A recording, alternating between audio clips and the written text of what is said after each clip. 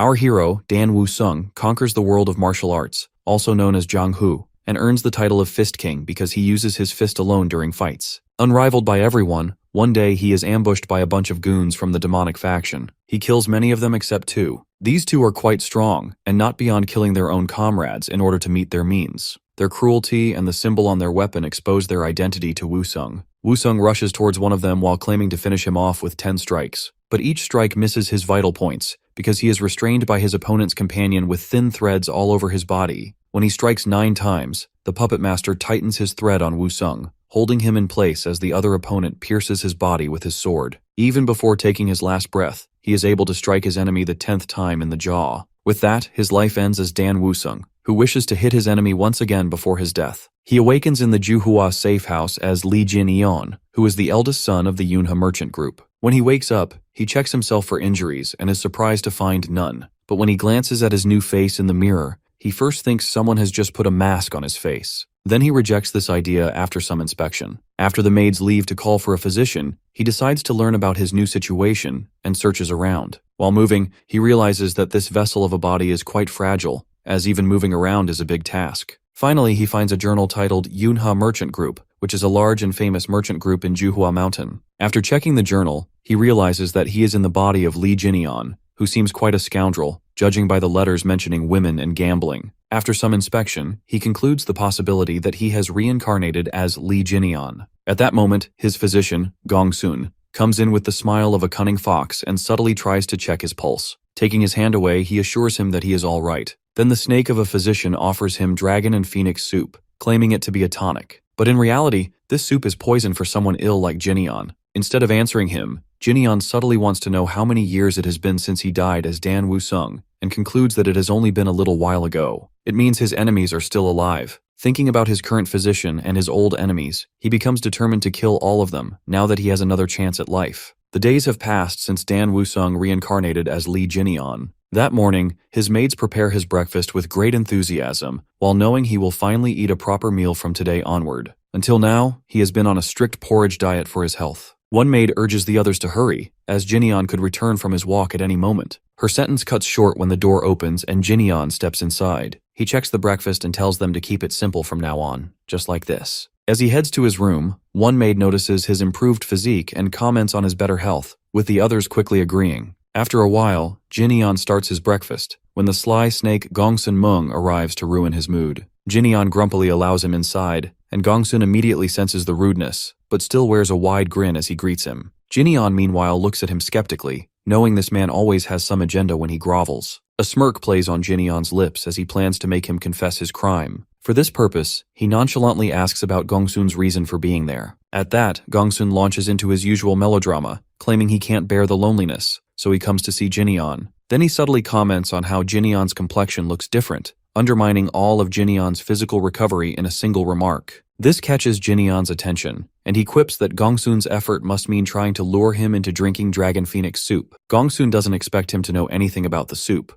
so he hurriedly explains that dragon phoenix soup is simply a nourishing tonic. Jin-eon casually remarks that it's toxic. Gong-sun reminds him that he is his physician. Realizing he is about to be caught, Gong-sun immediately makes a dramatic gesture, declaring that since Jin-eon clearly doesn't need him, he had better leave. Before he can even take a step, Jin-eon's voice stops him. In a dark tone, Jin-eon asks if Gong-sun is the master here, since he seems to come and go from his chamber on a whim. Seeing his expression, Jin-eon laughs while clarifying that he is just joking, and Gong-sun nervously plays along. Then Jin-eon orders him to bring writing tools, saying he wishes to write a letter. When Gong-sun complies, Jin-eon tells him to write it instead. He dictates that Gong-sun needs to live in this villa because of a severe illness. He is suffering. His next words catch Gong-sun off guard when he adds that his life is too long, so Gong-sun needs advice from his master on his next course of action. Seeing his expression, Jin-eon asks why he stopped writing. He tries to laugh off Jin-eon's words and asks him to elaborate, but before he can finish his sentence, Jin-eon throws a chopstick at him. It scratches his neck slightly and pierces the wall behind him. Now truly alarmed, Gong-sun checks his wound. Jin-eon's expression turns serious as he states clearly that he is no longer the Lee Jin-eon Gong-sun knows. Gong-sun still tries to feign ignorance,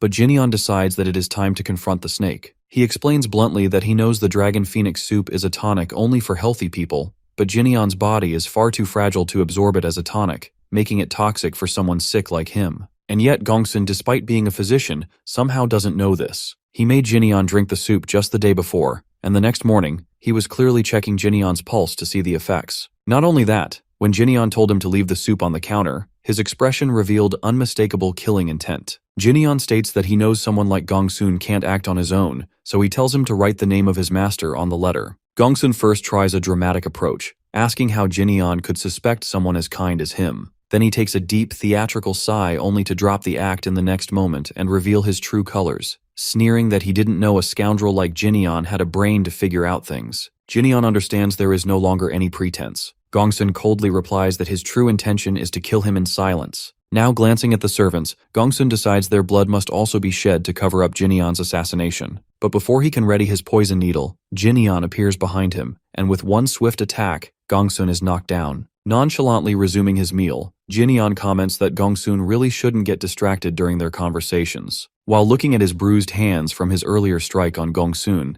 he feels frustrated at his fragile body. All he needs is to recover the strength he once had in his past life. He knows that once he achieves it, he will be unstoppable, enough to face the entire Yunha merchant group if they are truly behind his assassination attempt. For that purpose, he must return to the group to investigate Gongsun further one day. The next moment, he stumbles and sits down as a sudden headache strikes. He remembers Gongsun, and then the memories of this body, Li Jinyan's body, rush into him all at once. After the shockwave settles, a tear slips from his eye as he learns the real story of Jinyan. He was untalented and average, unlike his second and third brothers, who were smart and strong. To overcome his ordinariness, he did what no sane person would do. He began spending money on indulgences, which deteriorated his health to the point where, by the time he realized his mistake, there was no coming back. Under the pretense of helping him recover, he was sent to this villa, which was nothing more than a place of exile. But his clan hardly cared about their untalented eldest son living out his days here. Now living in Jinyan's body, Wusung is determined to restart his martial arts training, something he had delayed because he lacked Jinyan's memories. He feels frustrated at the real owner of this body, who wasted such a perfect body on indulgence. He decides to use his past life knowledge to make this body useful by acquiring some rare elixirs. When he steps inside the villa, his eyes catch sight of the money he has, and he feels relieved to know that he doesn't have financial problems. This means he can easily buy the elixirs he needs. Then his gaze falls on Gongsun, now nothing more than a corpse thanks to his earlier powerful strike. He decides to bury the body. From this day, a year passes in what feels like a single breath. One day, Mok In Seop,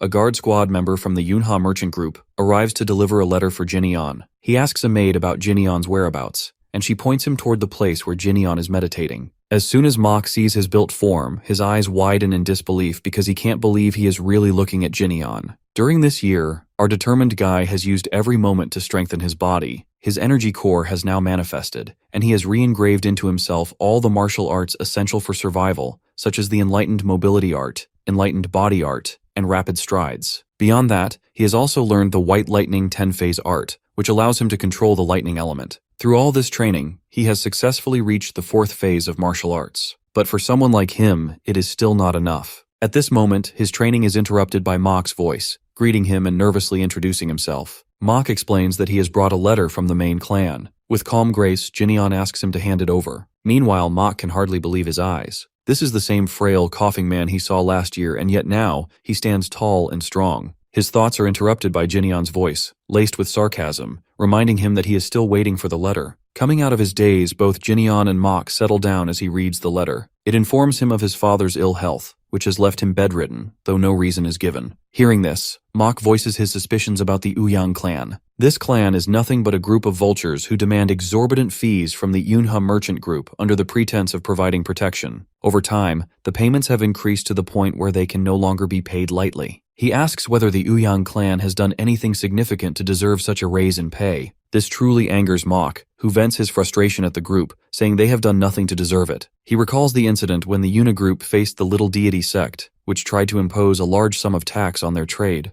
At that time, the Ouyang clan casually told the group they had nothing to do with them, except when they needed to meet for some serious discussion. Mok adds that even the guard captain can't take action because Ouyang Hu is associated with the group. This catches Jinyan's attention, as he knows this name from his Jianghu days. Ouyang Hu, a man quite famous there. Jinyan now clearly sees the picture. Ouyang Hu is someone strong, taking advantage of his power to harass the Yunha merchant group, which he considers too weak to matter. At that moment, he decides that the issue will either end in death or he will personally teach Young-hoo a lesson. Mok is taken aback, but he goes on to mention another matter that has left Jinyeon's father bedridden. It turns out his younger brothers were foolish enough to start a sword duel in front of the entire Yunha merchant group. He can hardly believe their stupidity, realizing it angered their father so much that he fell ill from the stress. Mok tries to console him, saying the matter has nothing to do with him, but he cuts him off and stands up because he can no longer play a passive role. Mok is startled by his sudden resolve. Our boy then seriously tells Mok to keep the letter because he will see the situation for himself. When Mok returns to his squad, the first thing he does is relay the news to his comrades about how someone like Lee Jinyeon has become a martial artist. As soon as his companions hear this, they start laughing. Everyone has their own opinion on the matter. Some say he must be good in bed, while others comment that if someone like Jinyeon can become a martial artist, then they must be legendary martial artists themselves. One of his companions tells him to make a believable joke. For example, how the vice captain has finally found a lover. The said vice captain, Han Yeop, catches their conversation and becomes interested to know whether Jinyeon has truly regained his health after hitting the man who tried to move him. Then Han Yeop firmly states that Jinyeon has been a martial artist since childhood, thanks to the gifted body he possesses. Now Han asks the timing of Jinyeon's return.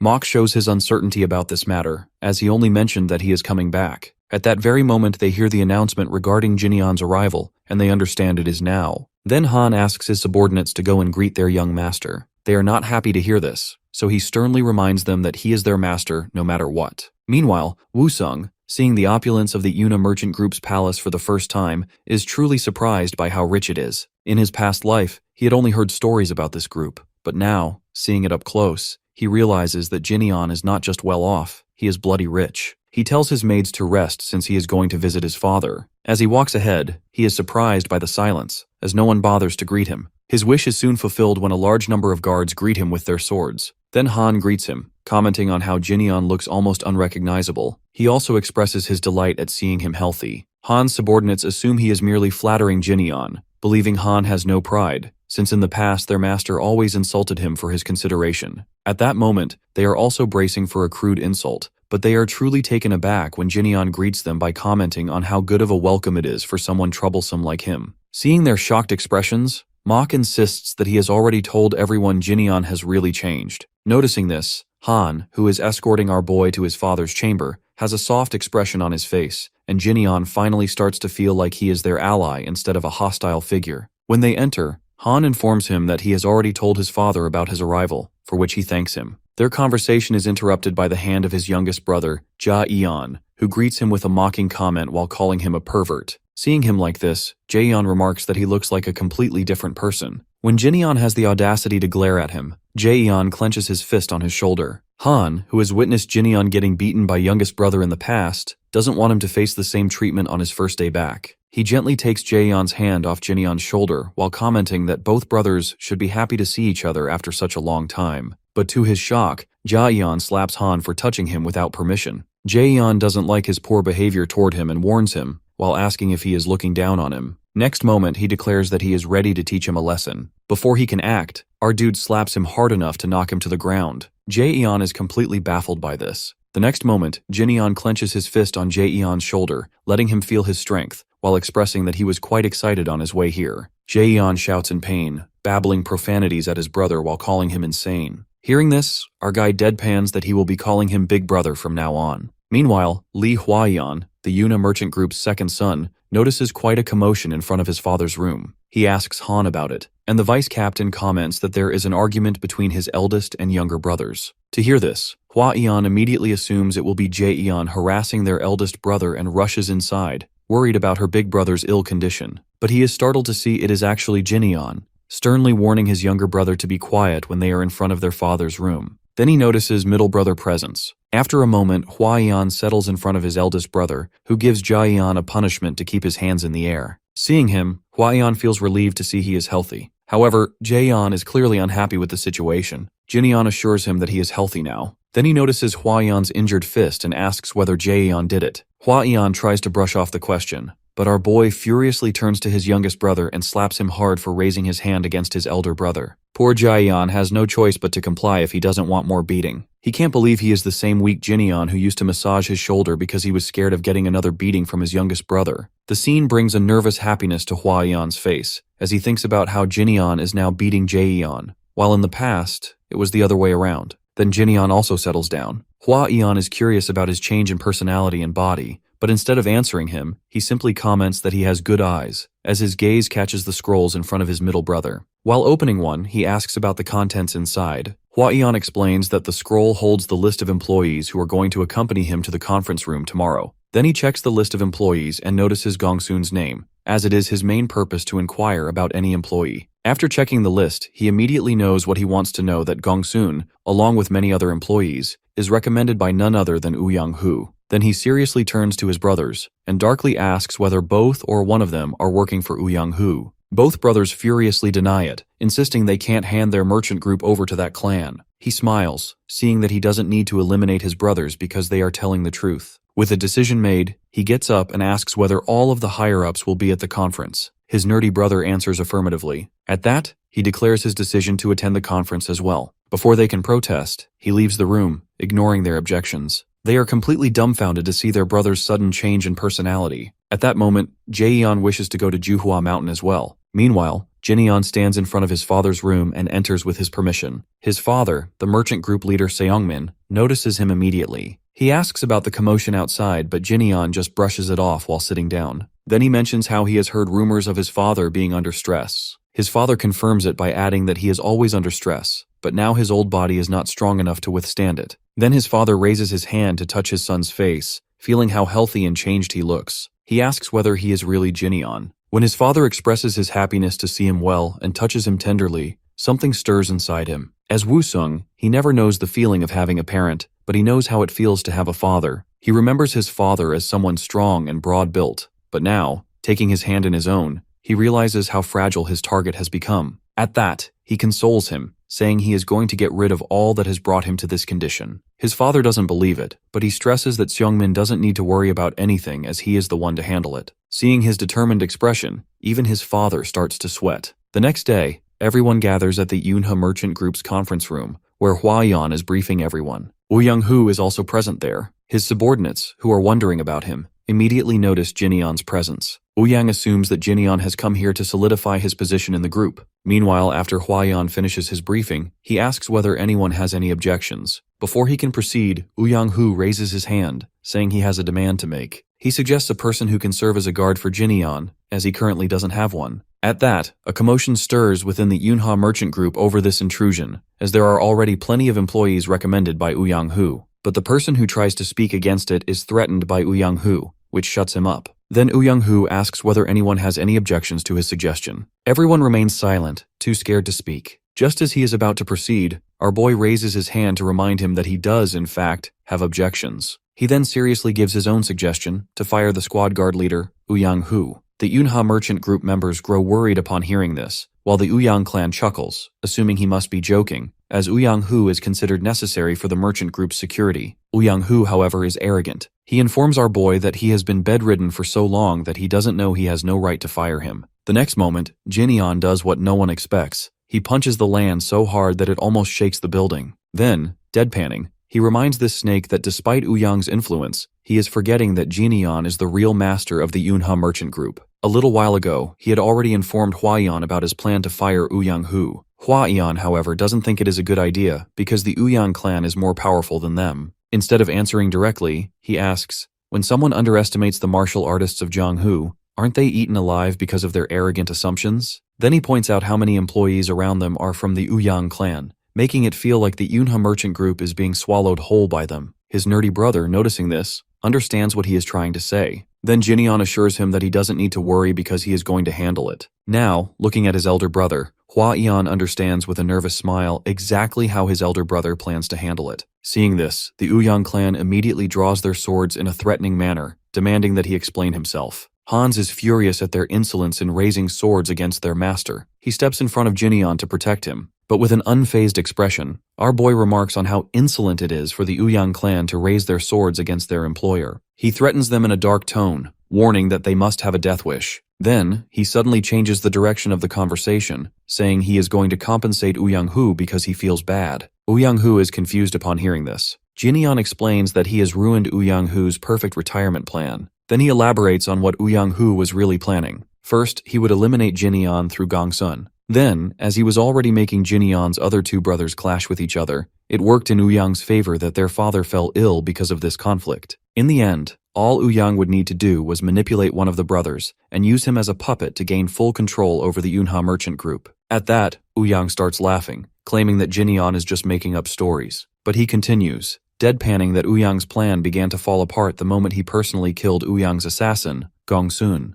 Young-hoo's eyes widen at this revelation. He can't believe what he has just heard. Our boy adds that he killed the poor assassin with one strike, giving him an easy death. Then he casually says that Young-hoo should put in more effort to make a proper plan if he wants to control the merchant group. Besides, he adds, he will also be charging him for the damages he has caused. Now Young has had enough of Jin-yeon's words. Furious, he raises his fist and threatens to kill him. Before he can even land a blow, Jin-yeon blocks his fist with his own. The moment their fists clash, Young-hoo senses a surge of lightning energy, making him realize that Jin-yeon has truly become a martial artist. Everyone around them is also shocked to witness the display of power from our dude. Jin-yeon, on the other hand, dramatically remarks that Young is attacking someone who has just finished recuperating. Then he declares that he will let it slide, because they are going to have an official duel. Someone announces the beginning of the official duel. Young-hoo asks whether that will be enough. With a cocky expression, he claims that they are going to duel until one of them is dead. After hearing this, Young-hoo calmly remarks that it seems Jin-yeon must have been trained under a good sect, judging by his efficiency and skill in martial arts.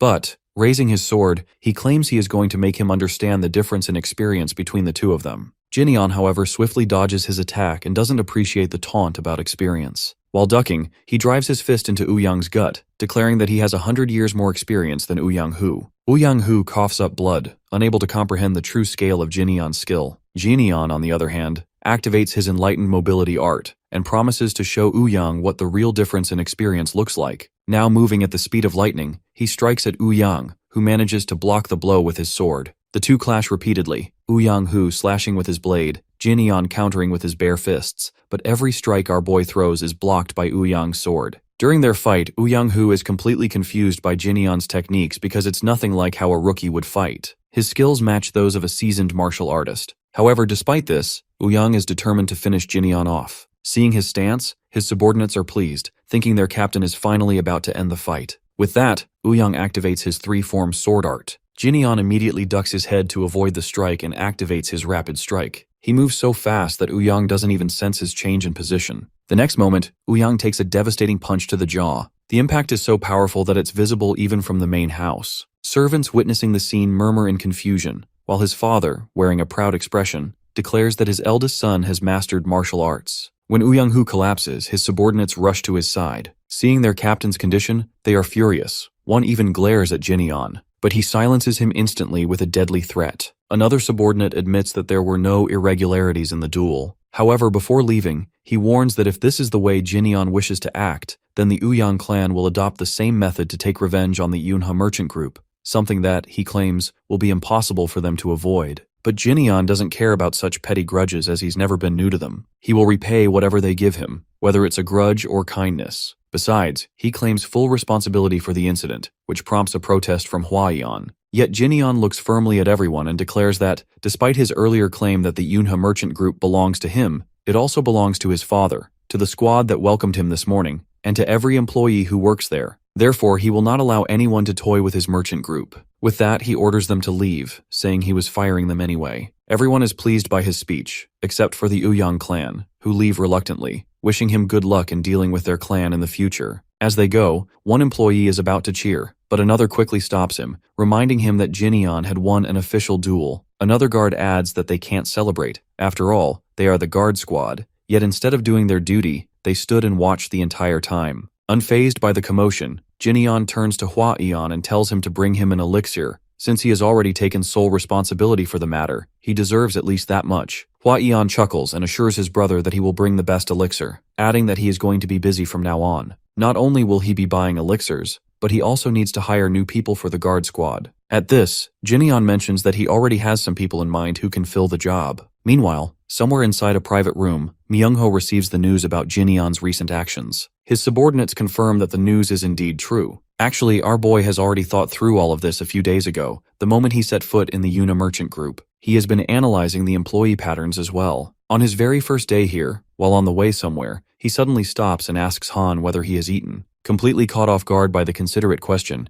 Han answers negatively as he hasn't had time to eat since dawn because of work. Jinyeon then glances downstairs, where a few Uyang clan members are wasting time in useless conversation. In that instant, he understands the group's dynamic. The loyal Unha merchant group employees work so hard, they can't even make time for a meal, while the Uyang clan members enjoy easy money, slacking off during working hours without any real obligations. Han addresses him again, but instead of answering, his mind drifts to the solution. If he suddenly fires the Uyang members, the group will be left without security, as he will need people to fill their place. After giving it some thought, he knows exactly where to find the perfect replacements for those idle employees. For this purpose, he heads to a shady gambling den, the kind of place that looks like only criminals would frequent. As soon as he steps inside, he catches the eyes of several people. Some point at him, calling him a pushover. They are surprised to see him after so long. Some even assume he's been dead for years. Believing he has come to gamble, they prepare to watch him lose his wealth. When he enters the main hall, the guard there greets him with excitement, assuming he's about to spend a fortune. But this Jinyeon is not the man they remember. With a subtle yet sharp insult, he warns the guard not to touch him, leaving the man grumpy. Then, without further pleasantries, Jinyeon orders him to open the door. Inside, Chul Myungho, known as the Poisonous Fox, glances at his former friend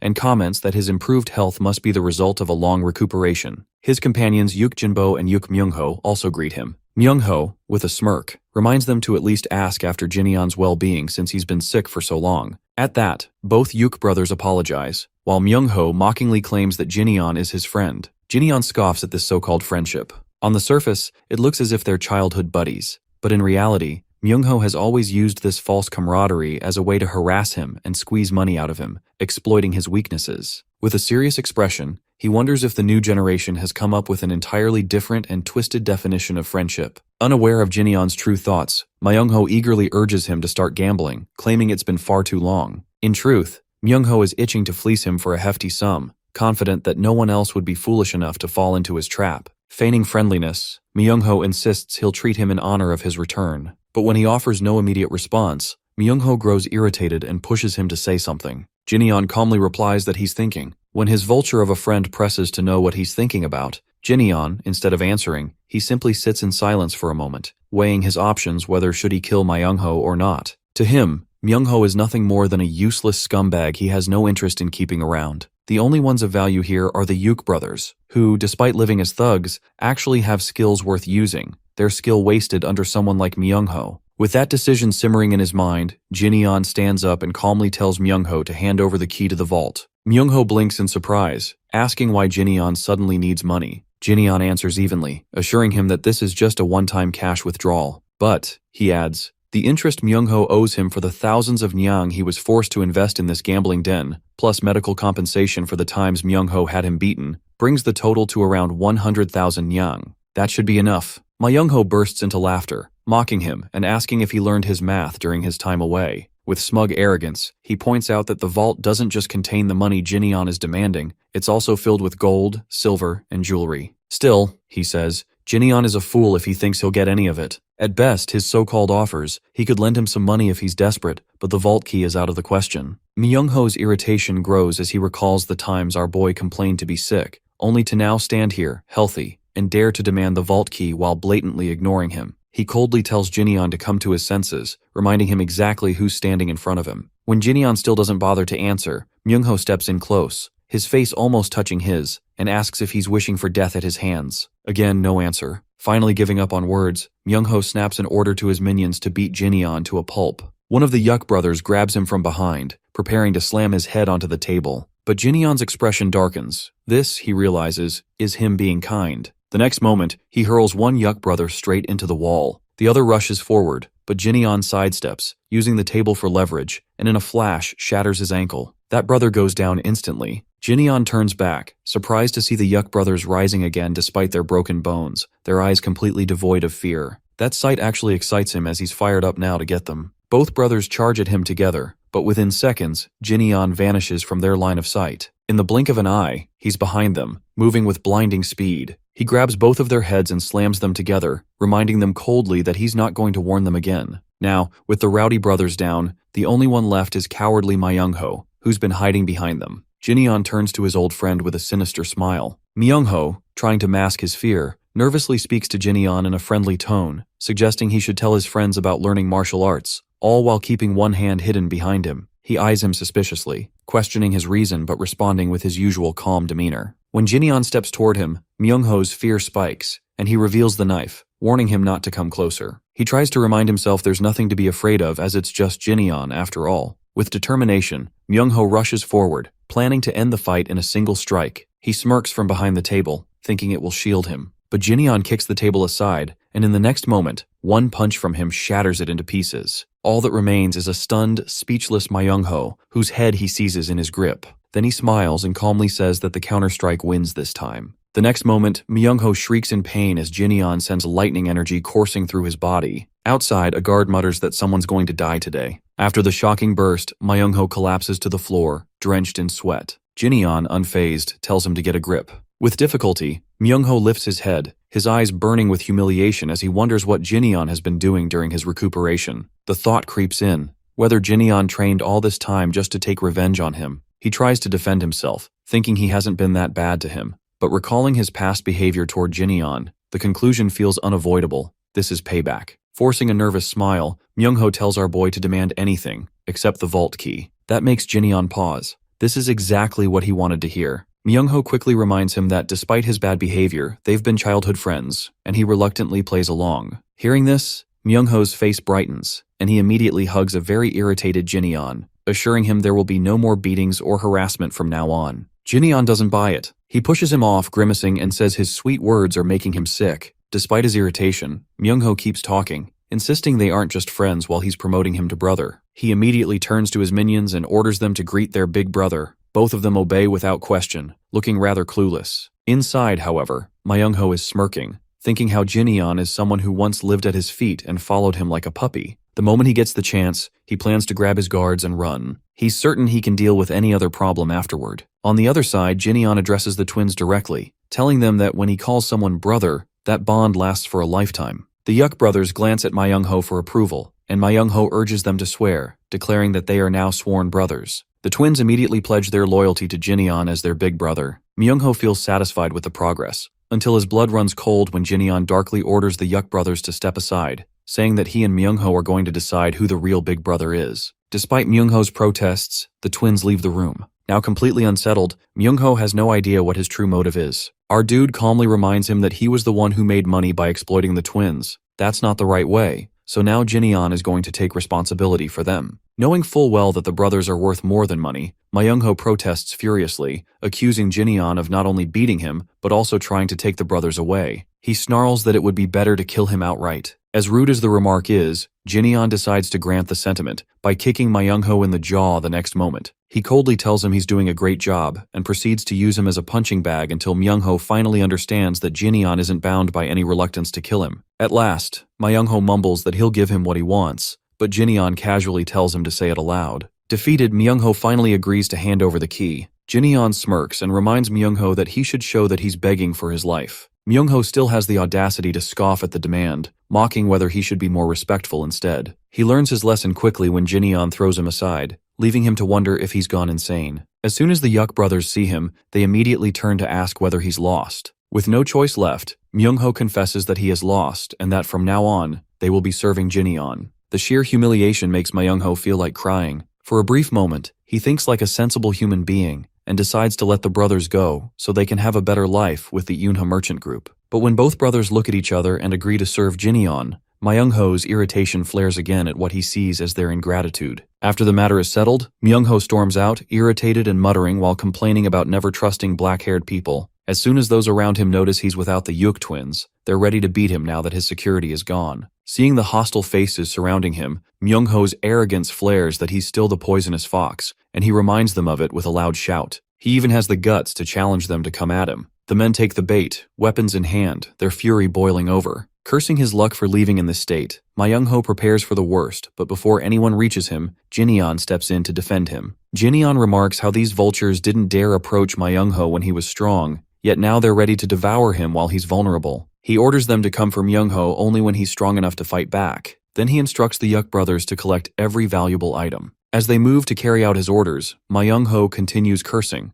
at everyone and everything, Jinyeon included. When they arrive in front of his home, the Yuk brothers thank him for saving their former master. The gratitude catches him off guard for a moment. Looking at the twins, he recalls the rumors that some say they were sold to Myung-ho as slaves, others that they followed him out of fear. Yet, seeing their genuine concern for Myung-ho, Jinyeon smiles softly to himself, realizing that understanding true human nature is far more complex than it seems. Meanwhile, from behind a pillar, someone watches carefully, making sure that Jinyeon is truly there. Now, in the present, things fall back into rhythm, but Jaeyeon is not happy with the progress. He is still grumbling about not having a quiet day until his big brother returns. He remembers the sudden appearance of money and jewels from the gambling den along with the Yuk brothers, and the thought makes him fume with resentment. The next moment, he sees a cart coming inside with new supplies. Hwayeon checks them carefully, instructing his servants to be cautious with the goods and leaving the cart there, explaining that the items are quite precious. Seeing this, Jaeyeon grows curious about the contents of the cart. His eyes brighten when he spots a 100-year tuber fleece flower, so rare that people line up since dawn just to gather one. He assumes it must have been brought in at his order. At that moment, their father steps outside. Hwayeon quickly rushes to him, reminding him that it is still too early for him to be out in his condition. Jaeyeon, however, is far more interested in finding out for whom his father brought so much elixir. He recalls that Jinyeon only needed one, so he is hopeful he might get at least one for himself. But his face pales when he hears that all of them are for Jinyeon. Their father explains that, after what happened with the Uyang clan, they cannot risk relying on a single elixir. Besides, it's not much, judging by the sheer amount of money they already wasted on the Uyang clan and the little deity sect. So, after considering the matter, he sends letters to the heads of their local branch offices and some big names in the elixir industry, requesting high-quality elixir supplies.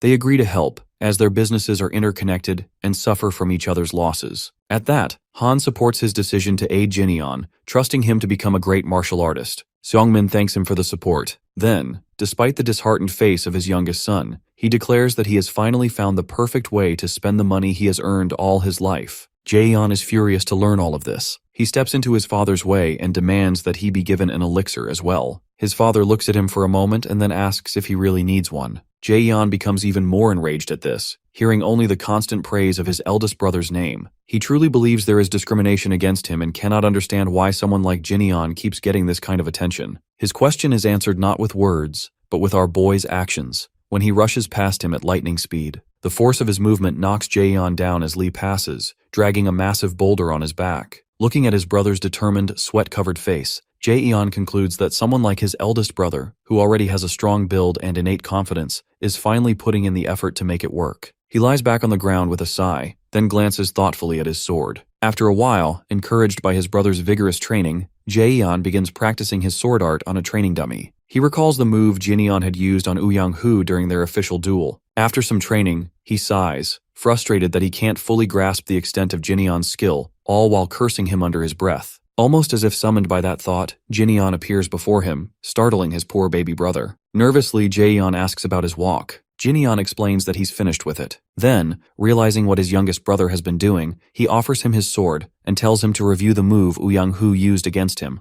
while adding praise for his brother's skills. Embarrassed, Jaeyeon realizes that his brother had been watching his training. Taking the sword, Jaeyeon gets up and with determination attacks the dummy. Feeling cocky about his move, his confidence is instantly crushed when Jinyeon calls it sloppy. Jaeyeon, now irritated at his brother's sharp tongue, snaps back. But the next moment, Jinyeon's fist comes at him, only for Jaeyeon to block it at the last second with his sword. Then Jinyeon explains how he destroyed Uyang-hu's feint, closed the distance, and left him completely helpless, forced only to defend. He says all this while still kicking at his younger brother. Jaeyeon tries to reason with him, suggesting they talk things out instead of resorting to fists, but Jinyeon, clearly in the mood to train his brother, doesn't listen. Left with no choice, Jaeyeon grabs his sword again and decides to go along with it. When he rushes forward to attack, he's stunned to see Jinyeon simply vanish. An instant later, Jinyeon ambushes him from behind, remarking that normal people show their true potential when they're cornered. With that, he draws back his fist to punch, but stops just short before it can hit Jaeyeon. Scared, Jaeyeon falls back onto the ground, clearly thinking he might be killed. Jinyeon explains that in swordsmanship, stabbing has a lower success rate than slashing. He adds that Uyang-hu used a one-hit kill technique, attempting a three-form sword style against him. This technique requires extreme caution, so Jinyeon measured his speed carefully in order to counter it. Otherwise, he would have been finished that day. While raising his sword at his brother, Jinyeon recalls his match against Ouyang Hu. Someone like Ouyang would have been finished before he could even draw his sword if he still had the full potential of his past life body. But right now, his body hasn't even reached a quarter of the strength he once possessed as the Fist King. Because of that, he can't simply celebrate a win against Ouyang Hu. His thoughts drift to his assassins from demonic faction, and the realization that they are even more powerful than him. This fuels his determination to surpass the strength he had in his past life. His reflection is interrupted by the voice of a maid, informing him that he has a visitor. Before leaving to attend to his guest, Jinyeon pokes his younger brother on the forehead once again. Somewhere else, a group of men are discussing the ridiculous rumor they've heard that a womanizer like Jinyeon actually knows martial arts. Gu Eung, who doesn't believe the story, explains how last night he went to the gambling den in a drunken state. There, he spotted Jinyeon with the Yuk brothers, loading items from the den. He immediately recognized him, but before he could return after throwing up, he was gone. Jujeruang and Sima Guk then state that they came here to verify the rumor themselves. When they open the door to his chamber, they find him inside with the Yuk brothers.